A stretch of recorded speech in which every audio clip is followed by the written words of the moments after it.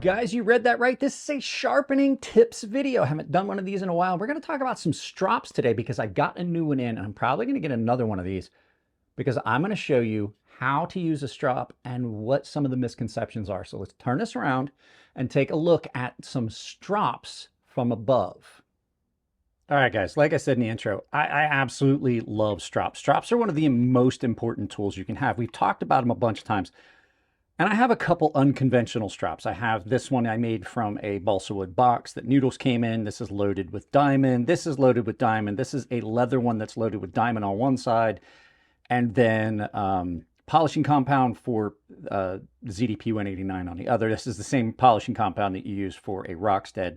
So this one is loaded with a diamond paste, which I'm not a big fan of, but I've had some of these strops for a while. These were ones that I used to purchase that you can't get them anymore, and I started making tops for them. They were a pine base with balsa wood on top.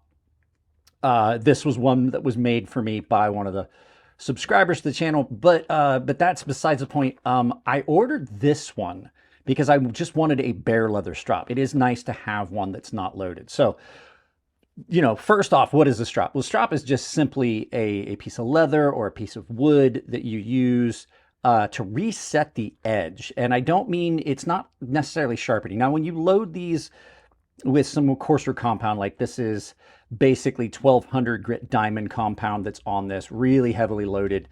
And we'll talk about some of the diamond. I don't have any of my compounds out right now, and we're not going to get them out because they're put away somewhere where I can't get to them behind the camera without relocating everything. But strops are nice to have because as you use a knife or a straight razor, they really became popular with straight razors, especially the raw leather ones. Because as you use the knife at the very edge, at the very apex, you start to get some deformation of the edge. And it'll start to come back over time if you stop using that knife and let it sit overnight or something like that. The steel does have a bit of a memory and it'll spring back in place. But you wind up with an edge that is just really, really well formed. And then it kind of gets out of alignment and you get some coarseness to the edge and things like that. So as you're using a knife, we'll use my little prototype here. As you're using the knife, you're going to kind of knock some of the very, very apex points of that out of alignment where the carbides and things are. And all you're simply doing is, as you drag it along this matrix here, like balsa, or this is basswood or balsa that's loaded with 1200 grit, or leather, what you're doing is that material is kind of just gently pushing that material back up, right? Especially if you're using just raw leather. You're just using the leather itself. Now, leather does have some silicates and stuff in it from the tanning process, but typically what it's doing is it's just realigning that edge to give you that really crisp edge again without needing to sharpen. Now, when you start getting into something like this, so this is 1200 grit, this is about 8000 grit, 5,000 grit, I mean, or some of my other ones that go all the way to 8,000 grit. You're actually removing a slight amount of material and refining that edge, but just using raw leather works really well. And I'm going to show you how to do it. So basically, you're going to take your knife, and this has two sides, and I'm going to get another one of these, and I am going to load it because this is a great strop. Hutzel's never had one of these. Saw this on another channel, not a knife channel, but I really hadn't seen these before, and it's so far it's a very, very good strop, nice and firm. So this has two sides. It has a finished side that's nice and shiny, and it has a rough side that is suede. And this is going to grab those little flyaway spots, and you're just going to push this, no pressure. You're just going to set it down on there, and you're just going to push it in the direction of the micro serrations of the edge. And then you're going to come back this way doing the same thing. I've got to make sure I'm on camera. And you're not putting any pressure on it. You're just letting that leather kind of grab those little areas and just bend them back in place on that microscopic level. You can do a couple passes this way and a couple passes this way. You want to be even. You don't have to worry about like trying to find your edge. The leather is going to kind of conform to that, and it's going to touch it. You don't want to push real hard because you can cause deformation of the edge that way. And then when you've done it a couple times on that, then you move to your finished side and you do the same thing. Just really, really light. Being careful not to cut into the leather. And you can see when you do it, you can see that you're kind of just putting pressure down on it. And you can see from your, with your eyes, you can see whether that apex is touching or not. And you'll feel little drags and things like that. So raw leather works really well, especially on something that has a lot of carbides like S90V and stuff like that. That is really, really sharp. I didn't think it was going to work that well when I did it earlier today. This has taken that edge back up. I did the same thing with this knife. You're going to see it in another video.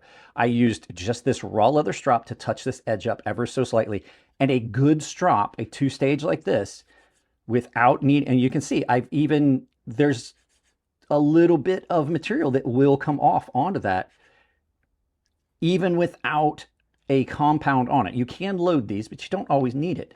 Now, loading a strop gives you a little bit more. Like I said, this is about 9 micron. This needs cleaned up and reloaded. The nice thing about the balsa, and the reason I liked them, is because it does absorb a good bit of the compound. So you can just kind of wipe this where it's looking shiny. Everybody's like, oh, that's glossed over. You just take a paper towel and you just kind of just bring the nap of the wood back up with a paper towel. And you don't necessarily have to reload it. There's a lot of compound stuck in that. Same with this. You can see, I don't know if you guys will be able to see the glint of the diamond that's on this, because these strop compounds that I'm using are very heavily loaded. But now you've gone beyond just your raw leather strop, and you're actually removing a little bit of material. It's like a hone, like a very fine hone.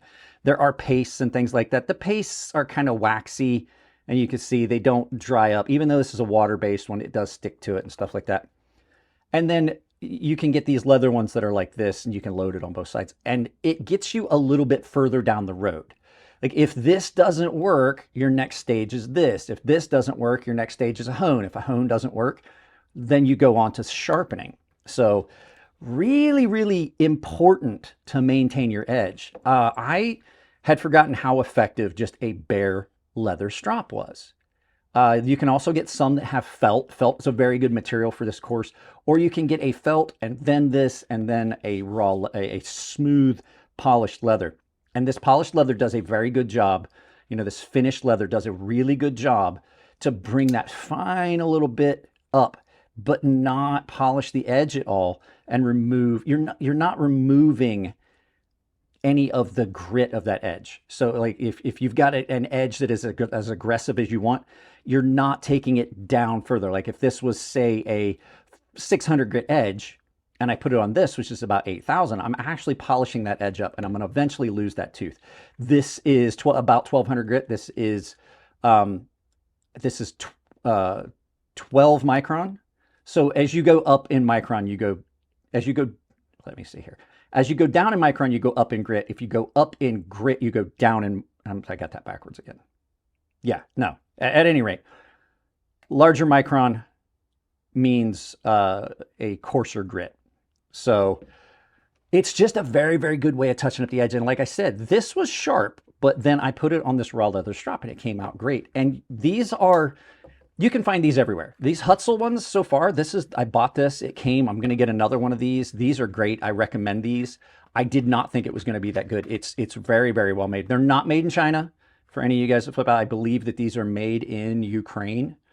But Hutzel's is a U.S. company, but they're made in Ukraine, is what I saw on the stuff. So quality leather. You want to get a good one. You don't want to have crappy leather. The leather you get is going to dictate how good it is. Some materials, some of these strop compounds work better on something like this that's a finished leather. Some of them work better on this. It's going to be a trial and error thing for you guys. So I just wanted to do this real quick. We're not going to get like really heavy into the techniques. I just wanted to show you like some of the different things.